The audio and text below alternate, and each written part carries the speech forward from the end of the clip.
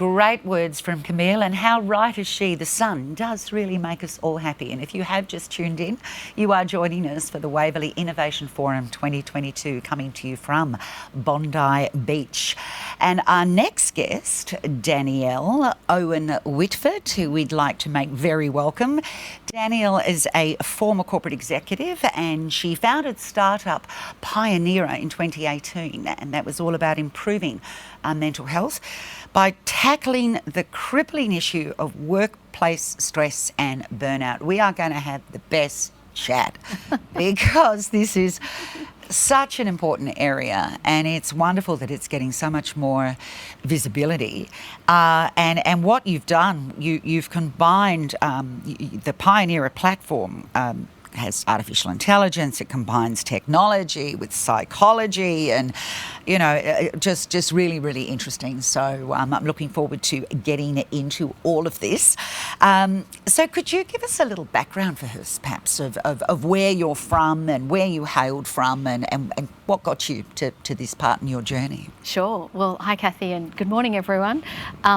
As you said before, my background is large corporates. So I spent 20 years running retail networks, call centres and large-scale transformation for some of Australia's biggest companies. Loved it, loved everything that I did, but burnt out unexpectedly in 2016. All the signs were there, I just didn't see any of them, and neither did my workplace. So I just up and quit unexpectedly because I felt like it was the only option at the time. Yeah. It clearly wasn't. Yeah. There were other options, but when I was in that state, I couldn't see past it to see what else I could do. So I took a bit of time out and I started thinking about how this had happened and how I could prevent it. And it came to me that I would see emails from people that had language in it that would concern me. And I'd pick up the phone to them and say, "Hey Kathy, how you doing? Do you want to have a quick chat?" And whatever was going on for them, they could resolve it. And my teams always delivered and my people didn't burn out. So I started to think about, how did I miss this in myself? And what if someone had picked this up in me? Would I have had a different experience? So I thought, well, Microsoft has a spell checker that helps us spell. What if we just automated when we saw language that was concerning, that we sent something to help the person? So that was kind of the start of Pioneera. I didn't have a startup or a tech background, so I had the concept, and as Danny said before, I just started talking to people. So I started interviewing what became users, interviewing customers to say, would you like this? And then I came across a technology accelerator called She Starts that was focused specifically for non-technical female founders, because I'd never built a startup. I wasn't an entrepreneur, like who was I? So I went into She Starts and they really helped me learn how to build a company, how to build a startup, how to learn how to experiment with technology, how to take those learnings and then start to build a product. Is that online or is that at a location? No, it was a 6-month course. It was up here in Sydney, run by the amazing Nicola Hazel, who I think is online. Hello, Nicola. And we had a cohort of women, and they were looking specifically for non-technical female founders that wanted to solve big global problems. So we came together on a regular basis. There was lots of education, lots of mentors, they helped me build the first MVP, so the first minimum viable product for technology. They connected me with my first customer, which was the ANZ Bank. So yeah, that's what we did in that 6 months. What I find really interesting is you were burnt out, which often leaves you fatigued and lacking confidence sometimes, and direction. What's next? That she, you were able to get absorbed into this supportive network, really. And do you think, I think that just sounds like a really fortunate juncture, a series of events. It was, because as soon as I stepped out of my job, because I was so encompassed by it, and I'm a single mum as well, so it was really just work and kids, that's all I was doing. All of a sudden, the world opened up. So my blinkers came off, and I started to realise, well, there's this whole thing that's possible, and I was really determined to prevent this happening for others. So once the blinkers came off and I started to think about different things in different ways, so I guess innovation in its purest sense, then all of these kind of fortuitous events started to happen. And it wasn't a straight line. It wasn't like I left and it started straight away. There were lots of things that happened in between, but essentially it all led me to this path. And so Pioneera, the purpose is to, build great workplaces, to build great teams. What are some of the changes that you've seen or examples you can provide because of this innovation and those clients that are adopting it? You know, are we seeing less sick leave, greater productivity? Yeah, absolutely. So we named it Pioneera because we wanted to pioneer a new era of work. And this all started back in 2018. Before that, little thing called COVID kind of appeared out of nowhere. But so timely, because it was amazing because people were suddenly thrown into an extra stressful situation, working from home or juggling the kids' school. Absolutely, absolutely. So our entire world changed, and actually our work world changed. So the future of work that we were talking about in terms of flexible working and all of that sort of stuff just immediately happened overnight. So the clients that were using us at the time found it very valuable because they couldn't see their people anymore. So the benefits that people have experienced is, as you said, improvement in productivity, reduction in sick leave. We've seen improvement in engagement. ANZ, one of our customers, has improved engagement in one of their teams by 10%. So we've seen all of that sort of stuff, which is fantastic. But we've also seen things we didn't expect. So we've seen quite an improvement in collaboration because people now have something that they can collaborate around. We've seen an improvement in acceptance of discussion about mental health in the workplace. So people are now able to talk to their colleagues about it. We've created a language that people feel safe to use. So that's been amazing.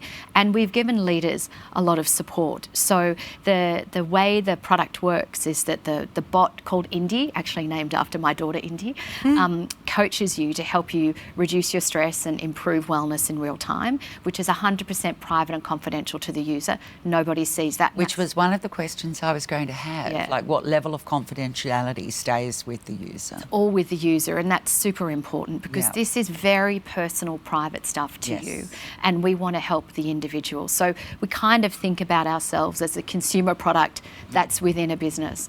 So it's all private to the individual, but we do want to help the workplace because burnout is often a workplace issue. So we provide anonymised data to the managers and tips to the managers. So only in groups of 7 and above, and then we'll say to the manager, here's a time of day that people are struggling a little bit, or here's the day of the week that people are having a tough time, and here's what you can do about it. So for managers... It's quantifiable, basically. Totally. It goes from anecdotal to quantifiable. Yeah, and it's also real-time help for a manager. So if I'm a manager, not really sure what to do, I know my team's not delivering, something's quite off, but I don't know how to deal with it, the bot Indy will send them a real-time prompt through Slack or Microsoft Teams, whatever you got, and we'll give them a suggestion. And it might be about prioritising work, it might be how to have a difficult conversation, it might be just recognising people for the really great job that they're doing, because we often miss that. So we're helping individuals, but we're also helping managers and then workplaces. Yep. Okay, so Pioneer started pre-COVID, then we obviously went through COVID, and it's a very, very helpful tool. Now we're going into hybrid, aren't we? And so many different organisations are trying to find their way with that. So how do you think managers can get that right, because the managers themselves have been affected as well by these changes? Absolutely, and managers often are squeezed, you know, they're squeezed between the people that they're leading and they're squeezed between their managers, so they're kind of, you know, they're in a difficult place. And there's no rule book for hybrid, like we've never been in this situation before, so we're kind of all figuring out together. It's like the ultimate innovation, we're figuring out together how are we going to do this. So what we found quite valuable with our clients is that now that they're both at home and in the work, some people have gone back to offices, some haven't, they're trying to figure out, well, how do I get my team together regularly? Should I get my team together regularly? Does my team even want to get together regularly? And then what do I do when we're there together? So we're sort of working with clients to say, well, if you're in the office, your task should be focused around collaboration and engagement and, you know, maybe whiteboarding issues and stuff like that. Whereas when you're at home, that's when you can do a lot of the task-based work.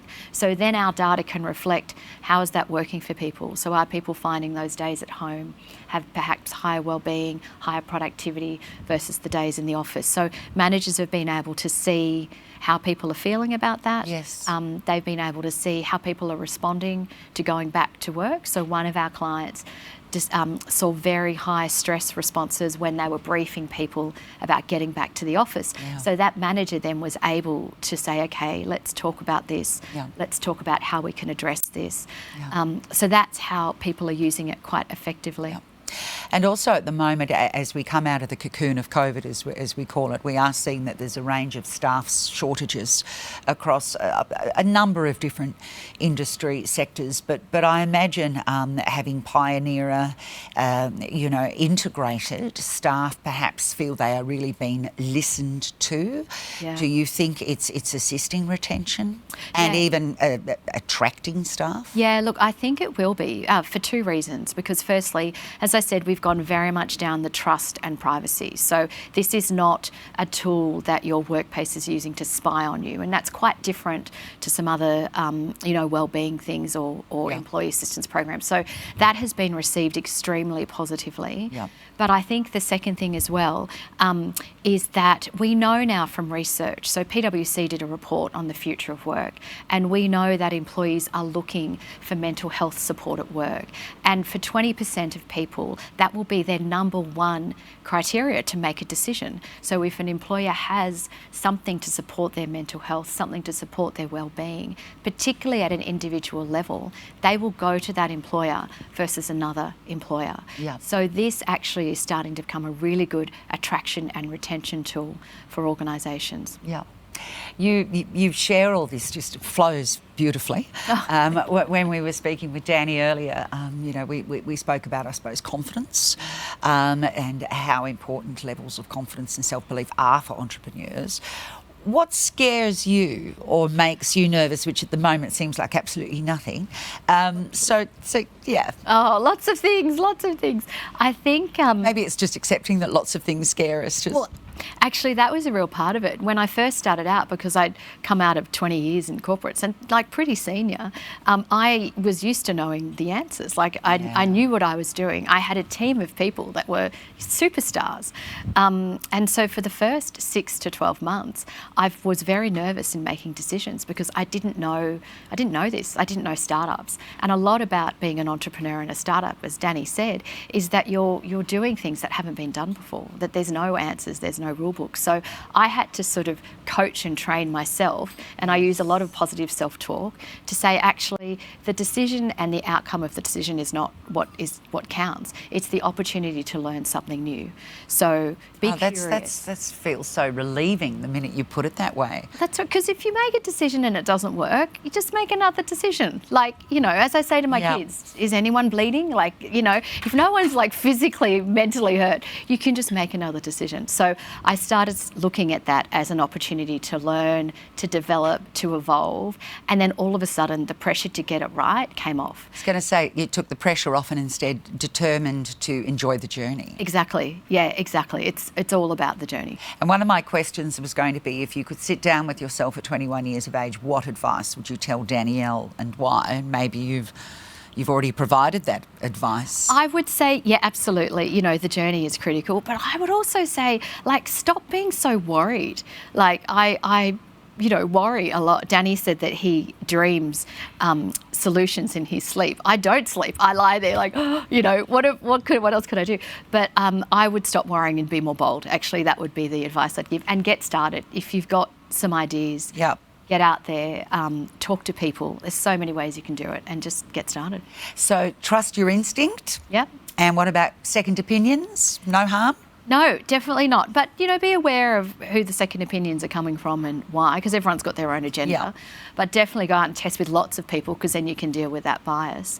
But I think also you want to be passionate about what you're doing. So I experienced this problem. I know a lot of my friends and family were experiencing this problem. Since COVID, we're seeing mental health instances accelerate significantly, and we will more, because it's a lag effect. So I was very, very passionate about this, and so that drives me. I do not want other people in the situation that I was in. I don't want other people's kids in the situation my kids were in. So if you have that purpose and that drive, then it gets you out of bed every morning, even if you haven't slept very well. I know resilience is an enormous word. and, you know, there's many landscapes that it can be applied to. What's your view on building? Do you see resilience and taking care of mental health as hand in hand? I think they definitely support each other for sure, because the stronger your mental health is, the more likely you can be resilient in the times that you need it. Yeah. And it's actually when you're in a difficult situation, if you've got good practices in place to maintain mental health, because then often your mental health is in the greatest state when you're really struggling with something, you can fall back on those routines, those practices to get you out of it. I think the one thing I've learned is now being an entrepreneur, which I kind of struggle with the word because I'm like, oh, you know, what does that mean? But I think the one thing I have learned is I know now. Just a Wonder Woman. Well, no. Just rename it. Definitely Wonder not. Woman. You learn how to deal with difficult situations. So regardless of the situation, I can say to myself, actually, I know how to do this. It's just the next step. What's the next step and what's the next step? And if I can stay focused on that, then that helps me bounce back and be resilient. Yeah. What I find so interesting, this when you started unpacking Pioneera, it was inspired by seeing unfortunate, unkind, maybe unnecessary language in emails.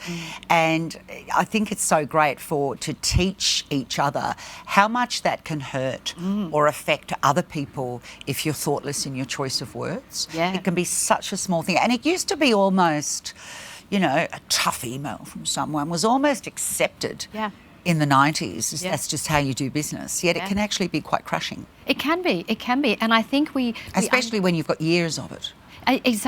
Absolutely. And I think we underestimate the impact, absolutely, as you say. And we also, we're really starting to harness the power of language. You know, language and communication is one of the core things of us as human beings. But one of the core elements of us as human beings. You know, we learn to speak at a young age. So we are harnessing that power to really be able to understand and help people. And that's the AI component, you know, natural language processing that we use. And we've started to understand some really interesting ways of using language. So we have the stress and wellness that we work with, but we're also now starting to see the language of productivity. So we can start to understand what quality productivity is, not just quantity, which is more emails, which actually then drives a poorer mental health outcome. So we're starting to really harness the power of that, which I think is super exciting. Out of interest, are men embracing this technology in the workplace as much as women, or vice versa? We found actually women in the earlier days were our sort of earlier adopters. So our three sort of biggest clients have been women, so female-led businesses. In saying that, we're now, and we've had a lot of interest from men. So since COVID, particularly the last 6 months, interest in our, you know, has just skyrocketed, so which is fantastic. Please come and talk to us. And we're finding lots of men now are really interested in supporting their team. So I think in the past, we've had a lot of women, and, you know, we know traditionally women are more caring and empathetic and all that sort of stuff that the research says. But we're now starting to see that men genuinely do care about their team. They want people to be well, they want people to succeed, and they understand the commercial impact. So no longer is it, it's a nice to do. It's not a soft space. Wellbeing is essential to growth, productivity. That's right. And we're working with the University of Sydney right now on linking wellbeing to productivity. Fabulous. Because we know that has a demonstrable business outcome. Yes. And then the next stage I want to do is then link that to profitability. Yes. So we actually have that correlation between wellbeing and profitability, because then I think we'll see a shift in workplaces, and that's what we're here to do. Okay. I think we have time for one question. I'm just checking the clock there if you see my eyes darting around. The question comes from Anne. I'm just saying you may have already answered this, but how do you mentally manage COVID, or did this spur you to work even harder given the transformation of workplaces? Oh, great question. Hi, Anne. So the one great thing about COVID is that we were in an office together, and we all had to go remote, as everyone, the whole world started working from home. So it was great. I was able to set up a little office at home, and it allowed me to work the way that suited me, and to be proud of it and to share that.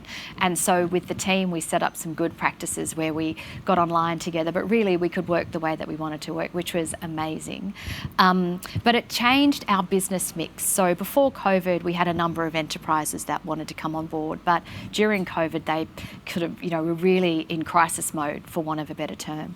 So what we were able to do is help more small businesses. We're hugely passionate about small businesses. So we had a number of businesses come to us. We were able to create a product that suited small businesses. So I'm really proud now that we've got something that small businesses can get on our website, pionerra.com, do a little plug, and you can download our bot and put it into your Slack or your Microsoft email today. And we're really then able to provide psychological safety to businesses that typically couldn't afford to do it.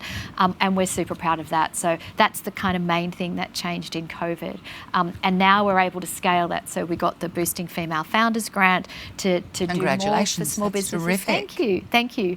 And so we're able to do more for small businesses. So yeah, that's the main thing for COVID. Wonderful. Okay, last question in 20 seconds to answer. Who was your biggest inspiration as an entrepreneur?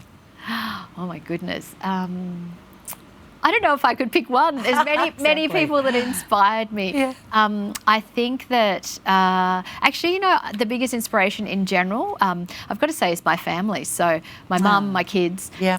My mum's a trailblazer from the, feminists of the 70s right the way through. And my kids, honestly, the bot's named after my daughter because she called me on something We're starting to get a generational theme coming here. Yeah. Danny was making bliss bombs at age 13 and Indy is now named after a bot or vice versa. Yeah. So there's certainly something in that. Thank you so much for coming down the road. Another Bondi local, Danielle. And just a wonderful insight and sharing so much of your journey. I think that's just got to be so inspiring to everyone. So thank you so much. My pleasure. Thank you for having me. Great. Have a great day. Enjoy the rest of the forum, everyone.